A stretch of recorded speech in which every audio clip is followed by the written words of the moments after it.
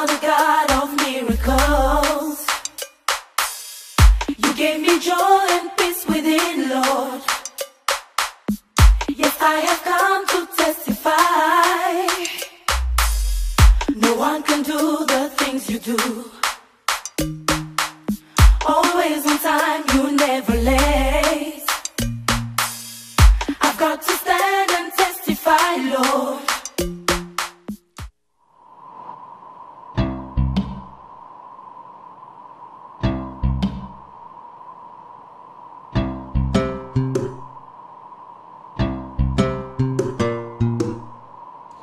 Merci à vous, très chers téléspectateurs, vous les amoureux, je le dis bien et je pèse bien mes mots, les amoureux de Fond Musical, vous qui avez pris bien sûr cette décision-là de soutenir l'émission Fond Musical afin que la musique soit scrutée à fond et que nous puissions y sortir bien sûr des paroles, des mots-clés qui puissent bien sûr édifier notre être, édifier tous ceux qui nous suivent sur la planète Terre en termes de Lubumbashi, en termes de Kinshasa, en termes de la République démocratique du Congo, ainsi que tous ceux qui nous suivent sur les réseaux sociaux. Voilà, Fond Musical se poursuit avec le même et réel plaisir, bien sûr. Et en ce jour, nous allons parler d'une très belle chanson également. Voilà, très chers téléspectateurs, nous choisissons toujours des belles chansons pour vous. Voilà, et aujourd'hui, c'est la chanson qui a le titre Repentance. C'est une toute nouvelle chanson qui vient bien sûr de paraître sur les marchés du disque. Et elle est l'œuvre, bon, elle est chantée, voilà. J'ai vu deux figures sur le film de ce chant. Voilà, j'ai vu Guy José Mokolo accompagné du frère John Kandolo. Alors on va savoir les contours de cette chanson. C'est juste après ce...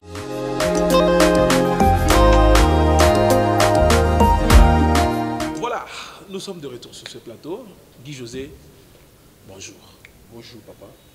Oui, bon l'amour, na Fond Musical. Merci beaucoup, que Dieu vous bénisse. Amen. Par votre amour que vous avez montré pour votre frère Guy José Mokolo. Guy José Mokolo. Ouais. Zandeyo. Oui, c'est moi. Bon, je ne sais pas parce que figure n'a pas Guy José, je ne suis pas. Mais tant moi, il y a la repentance. Oh, Saliwanga, yeah. Okoboyanga ite, monana, Merci, Esaïe. Guy José Mokolo, que nous recevons dans plutôt sur ce plateau de la radio-télévision Ozana, dans Fond Musical. Alors, frère Guy José, titre un bon c'est la repentance. Repentance. La repentance, Bolimbisi Massou. C'est ça. Repentance, c'est ça, Bolimbisi Massou. Et ça, les bonnes délits, ça là, tout. Ils ont nzembu, bon, ils ont prière, mais la chanson, quand tu as le lembo, prière, mais parce que j'ai prié en chantant de Dieu de nous pardonner de tout ce que nous avons fait. Et nous avons ça là. Parce que si je vois sur la terre, sur cette terre, il n'y a que Jésus, les dunes, tous nous sommes des pécheurs, nous vivons par sa grâce. C'est pour cela.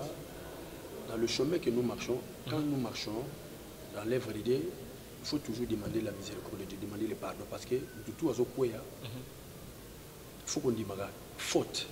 Si on dit tu es toujours tapé la poitrine que moi je suis, donc tu mens. Donc donc j'ai vu que non. Je ne marche pas bien devant Dieu. Ce n'est pas seulement pour le péché là que vous connaissez. Le péché là, ce n'est pas ça. Le péché, c'est tout ce qui n'est pas.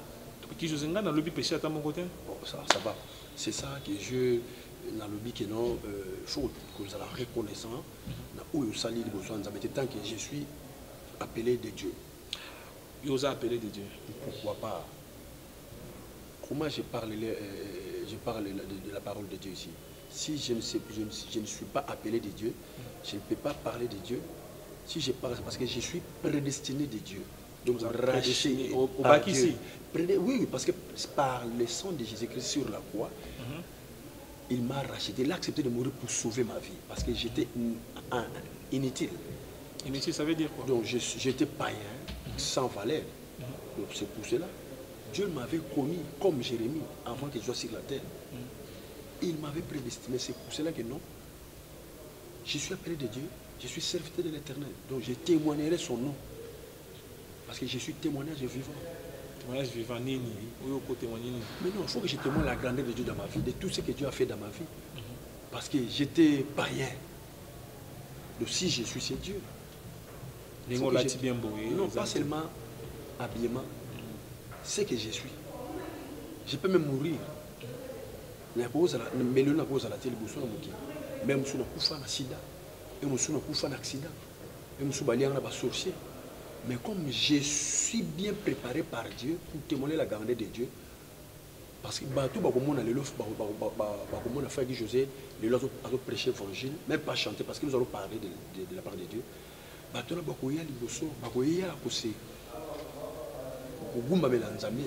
les nages, parce que je suis témoignage. Tous on ce qu'on a repentance. Zemboza, titre ça repentance.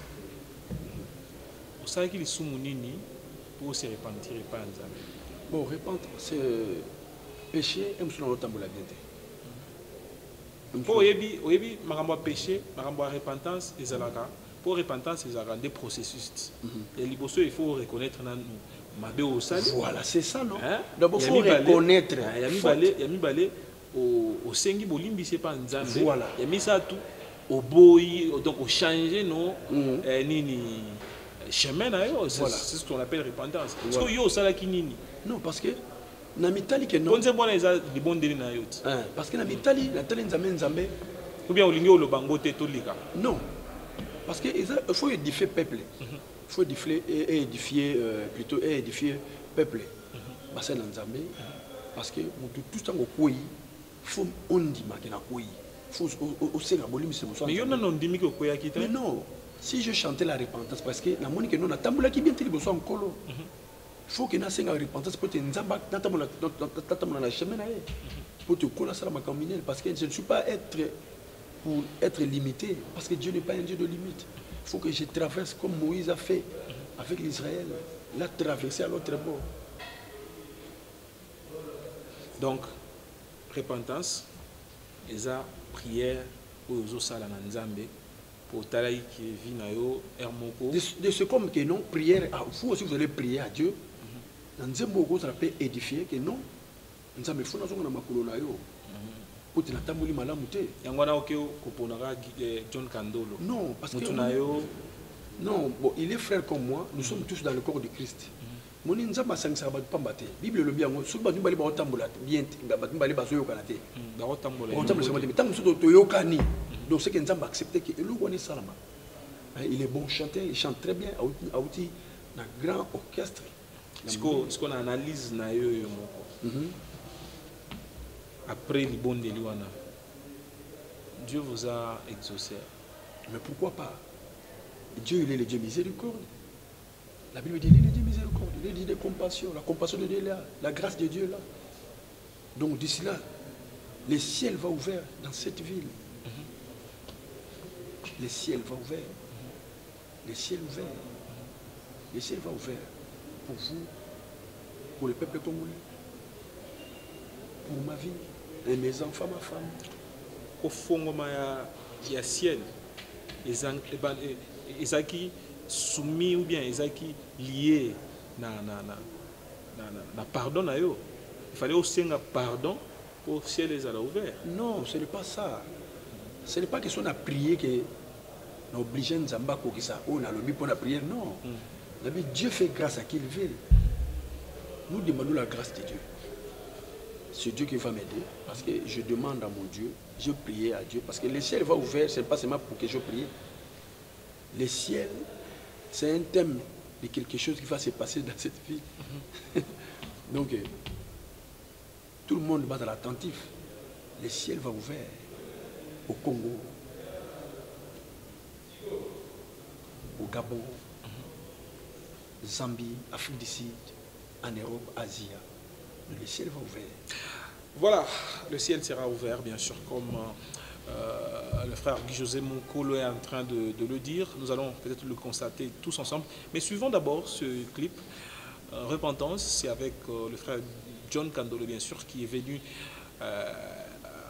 en accompagnement, bien sûr, à son frère Guy-José Moukolo. Nous nous retrouvons juste après. Yozali wangaye Yesu kobakanga ite mohumbu na yo Nasengo sekure lokola mwasi oyo ya ndumba Nase ya makolo na yo nde lobiko ezali Ekibelo na ngai se kaka yo Nakitima bolongo na se Pona bolamu na yo nalingi na mona Ekibelo na ngai se kaka yo Nakitima bolongo na se Pona bolamu na yo nalingi na mona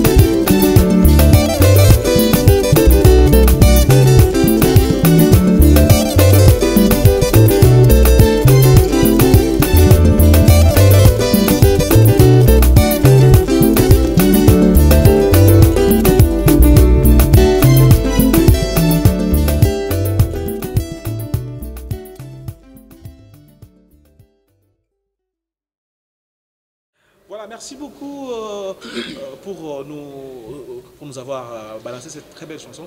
Alors, ton côté, est-ce qu'on a Mzinda Nzembo? Oui. Hein? Nzembo, voilà. Donc, Nzembo, ça va coupler comme Boni. Bon, d'abord, les Nzembo qui quoi. Oui, merci. Merci. N'a petit guitare. Mais c'est toujours les grands ingénieurs, Jimmy Onoya. Ah, et ça est vraiment pas félicitations. On a un petit guitare. Merci beaucoup. Jimmy, je ne sais pas. Tu me n'es à Ozana NTV et voilà ça l'émission. J'espère que tu as ma fou. Voilà. Nzemboana, Zamba couplé bon. Bon seulement couplé Zami Balé. Donc Gaï na sali featuring na John Kano. Donc couplé avec Bosso et Lobini. Bosso, na le bagi bon ozali wanga ye okoboyanga ite molala yo on a voix des coqs. ozali wanga ye Merci. okoboyanga ite molala yo nazali moto masumu na se na mokili oyo mawa mpe ngolu na yo na bomoi na ngai yango nde laisse pase na nga olingi oloba nini na couple wana nzambe aza ya ngai nzambe akoboya moto te nzambe aboyaka moto te nzambe aza mpona kobikisa biso nzambe aza mpona kolimisa mabele biso nzambe aza mpona kopambola biso nzambe ayaki na mokili po ete tomona bokonzi ya likolo jamais nzambe akotika apermettre moto ake na enfer c'est pour ça koboya nga te donc ntona ofukamele nzambe ifo ayoka losambo na ngai il faut. mais oui il faut c'est pas il faut l'obliger de yene nzambe za ndengo wana nzambe il est le Dieu miséricorde pourquoi bengele Dieu miséricorde parce que limbisa biso parce que asa po biso tokina enfer te asa pona tout le monde en nzela ya bokonzi na ye c'est pour cela alingi abiso donc demandez il vous sera donné Jérémie 33 3 voilà moi c'est ça. Nous allons invoquer toujours le roi parce que c'est notre Yahweh, c'est notre Père. Dans le couplet, nous allons invoquer des miséricordes. Après, Yahweh, ngai na yena makolo na yo. Limbisa mabena ngai nyonso na sala. Loye pona ngai repentance ya motema. Na yena ye na belemi liboso na yo. Obi, limbisanga pona masumu nyonso na sala. Masumu en gros. Non, non, masumu, parce que masumu, c'est un caractère qui est oboyebi, voilà. Non. Kokosa, manque d'amour, ils allaient pécher. L'ikouni, ils allaient pécher. Donc, hypocrisie à pécher. Donc, il faut qu'on dise, parce que si on a une repentance, c'est pas non, c'est pas de panzamé, non, c'est justifié. Il faudra sincère que non, Dieu, pardonne-moi, j'ai péché. Mais la prière, mais autant péché au salut. Ah mais non, faut devant Dieu, Seigneur, merci, Seigneur, pardonne-moi. Seigneur, pardonne-moi. C'est ça. La prière autant. Voilà, faut autant parce que je crois avec moi. Donc je parle avec mon Dieu. Donc parce que peut-être au tenter autant. Non, je ne peux pas publier parce que Dieu n'est pas un homme. Dieu, il est miracle, il est mystérieux. Donc je collabore avec mon Père parce que c'est mon Yahweh. Notre pasteur, il nous enseigne à l'église, pasteur docteur apôtre Mardoché Banza. Il nous enseigne à l'église, la prière, c'est parler à Dieu. Parler à Dieu. Parler à Dieu, de l'invoquer. Donc la prière, c'est l'invocation. Donc tu invoques Dieu, plus comme la Jérémie dit 33:3. Invoque-moi, je te répondrai, je t'annoncerai les choses cachées. Donc c'est l'enseignement. L'apôtre Mardoché qui nous enseigne à l'église, la pleine évangile, c'est ça. Donc prier, demander, invoquer. Donc donc ton esprit, il faut être à dispo parce que tu pries avec un roi.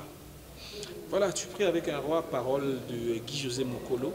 Voilà, la prière, c'est la prière. Hein? La prière, dans la prière, vous devez dire correctement ce que vous pensez, ce qui ressort de vous, bien sûr. Et quand il faut demander pardon à notre Seigneur, à notre Dieu, comme on ne peut rien lui cacher, comme il sait déjà tout, comme il connaît déjà tout, vous n'avez qu'à lui dire toute la vérité. Oui. Ce qui au tongi batu. Voilà. Si tu es hypocrite, Dieu va te pardonner. Deuxième couplet, l'obinine.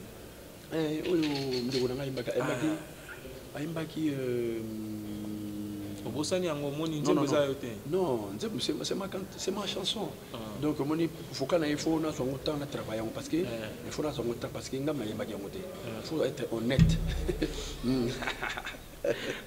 Donc, Ayembi très bon. Donc, bon. Ayembi, il faut il a bien chanté. De ceux qui n'ont rien. Donc, Ayembi complément qui toko. Mais le bini, résumé dans les années. Donc, Nzambe a un motuteur. Nzambe a téléma. A Kanisa. andimela biso quand tu vas prier na biso. C'est ça. Voilà. Alors, olobi repentance. Assurance nini yo zanango yona John Kandolo na nzembo yo que nzambe ako exaucer prière na bino. Assurance nini? Mais Bible lobi nini? Ah, Bible ndi assurance na yo. Non, Bible c'est la parole. La parole c'est Dieu. Dieu marche dans la parole. Bible lobi nini? Confie-toi à qui? À l'Éternel. Fais à lui ta confiance et il agira. La confiance, c'est confier à l'Éternel parce que c'est Dieu qui va résoudre tout dans nos vies. Il n'y a que Dieu, il n'y a personne. Ce n'est pas mon père, ce n'est pas mon pasteur, ce n'est pas apôtre, mais c'est Dieu qui va réaliser. Voilà, très chers téléspectateurs, c'est très profond, voilà, c'est très très profond sur ce point-là. Quand vous priez, croyez d'une foi ferme que le Seigneur, à qui vous adressez ces paroles, il est fidèle et il écoute les prières. Voilà pourquoi Jésus pouvait dire à ses disciples, jusque-là vous n'avez pas encore prié. Priez à ce que votre joie soit parfaite. Voilà, il dit encore, venez à moi vous tous qui êtes fatigués et chargés. Moi je vous donnerai du repos. Yes. C'est pour dire que ce sont les clés de notre assurance en tant que chrétiens. Quand nous sommes chrétiens, nous avons cette assurance qu'il nous écoute et qu'il nous exauce et qu'il nous exaucera par rapport à nos demandes. Refrain et lobini. Papa maina komena suki salana bomoi nangai. Amatana nzete lokola zashi salana bomoi nangai. O matana nzete lokola zashi. Yo zashi. Maina belela nani. Na matika o mapapa uzawa pie mangengenge papa ngai na lembi s'il plaît kanisa lisusu kanisa ba promesola kaki mokolo na John Kandolo. Donc olembi oui tant olembi comment donc toujours mata montagne toujours la fatigue nzamba fatigue ya komata toujours mata toujours sambela ba montagne to kawama to na mangengenge toke na désert na jangwa na église nzambe kanisa biso quand même yo kendaka to omonaka bato bakendaka yango na oyembi yango na nzela. Mais non, la vie d'un chrétien ou bien la vie d'un serviteur, il faut prier. Sans prière, tu n'es pas chrétien. Tu ne peux pas chanter seulement comme ça, je suis chanteur, mais tu n'as pas l'onction. Chanter avec l'onction. Question est simple. Yo kendaka na kawamawana to omonaka ba Christ bakendaka kuna osambe. So na bina kendaka. Obina kendaka mais tout na bato ba pasteur ba apôtre to kutala bona montagne. Ah donc on le dit déjà que kendaka. Donc, on le dit déjà. Oui, il faut nous approfondir, papa. Il faut que nous présence en Zambie. Va quitter. Chanter avec l'onction parce que c'est l'onction qui attire. Si tu chantes avec l'onction, l'huile, donc la présence de Dieu va toucher les gens. Ce n'est pas seulement l'argent, mais tu touches les gens dans la parole, parce que c'est la parole qui va transformer les gens. La parole qui va briser. Parce que si tu chantes avec la parole, tu accompagnes avec l'onction. L'onction, c'est Dieu, c'est l'Esprit du Seigneur. C'est l'onction-là qui va pénétrer dans l'homme pour transformer, pour guérir. Ce n'est pas chanter seulement localement sans l'onction. Donc là, tu chantes comme tous les païens, comme les païens chantent. Chante avec la puissance de Dieu, chante avec Dieu. C'est ça l'onction. L'onction, c'est Dieu. C'est pour ça qu'il faut chanter avec l'onction. Je ne peux pas chanter localement. Je sais que je chante bien, je demande d'abord la puissance de Dieu dans ma vie. C'est ça. José Olobi Belé. Mais non, je vous avais dit avant que moi je suis missionnaire. Je suis missionnaire évangéliste.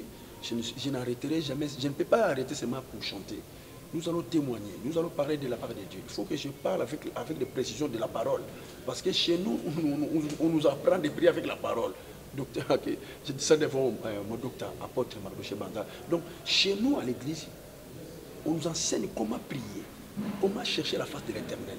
Parler, chanter avec la puissance. Que la manifestation de Dieu qui manifeste en toi. Quand tu chantes, quelqu'un, il peut même crier, il peut même guérir, à cause à Biki, à témoigner. Tu es habitué dans la concert, dans la juridique, dans la concert, dans l'horizon, dans le bâtiment 30 juin, mais le bâtiment Bikate. Tu es avec puissance. En somme, hein so moto auti ozwa biso sikoyo na fond musical alingi ayeba chanson à repentance elingi oloba nini, qu'est-ce qu'il peut retenir?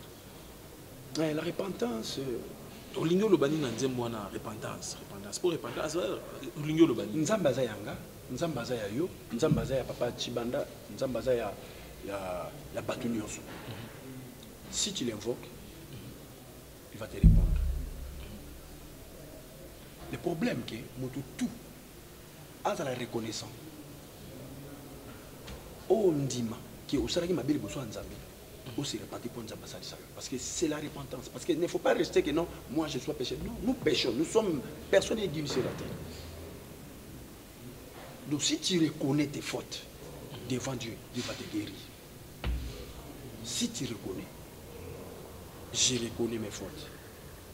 Moi, mon collègue José, c'est pour ça que j'ai dit à mon père. La faute en haut, non, là, parce que toi, tu es Yosamuto, Yosanzambete. Faute nini. Tu es Yosamuto. Yosamuto. Pour Muto, donc, repentance, si on comprendre bien, on demande ça qu'à Dieu.